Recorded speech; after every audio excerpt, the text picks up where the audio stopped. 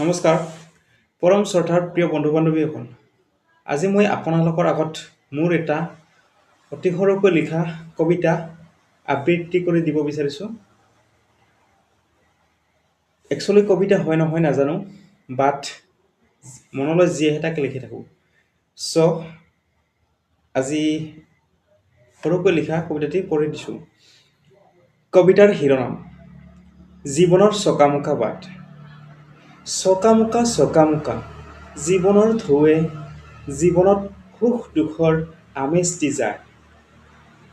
পৃথিৱীৰ ৰঙীন সৌন্দৰ্যৰ মেলাত নিজক বিচাৰি ফুৰোতেই বেলি মাৰ যায়, জীৱন হেৰাই যায়।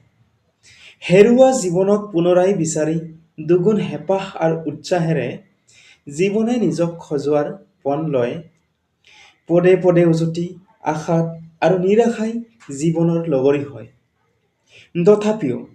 তথাপিও ৰঙীন পৃথিৱীত নিজকে বিচাৰি চাওঁ, ক'ৰবাত কিজানি নিজকে বিচাৰিয়েই পাওঁ। সপোনৰ ফাহে পূৰ্ণিমাৰ জোনটোৰ দৰে আশা, দিঠকেহে দিয়ে তাৰ বহুগুণে নিৰাশা। সপোন দিঠকৰ মাজতেই হয় জীৱনৰ পৰিসীমা। সেয়েহে চাগে জীৱনেও দিয়ে শাৰী শাৰী জিকি যোৱাৰ অপাৰ আনন্দ। জীৱন জীয়াৰ যেন এক মহামন্ত্ৰ। অৱশেষত জীৱন পূৰ্ণ হোৱাৰ সুবাদতে শেষ শ্লোগান হয় জয় জীৱন, জীৱন জিন্দাবাদ। ধন্যবাদ। কবিতাটি কেনেকুৱা হৈছে আপোনালোকে নিশ্চয় জনাব।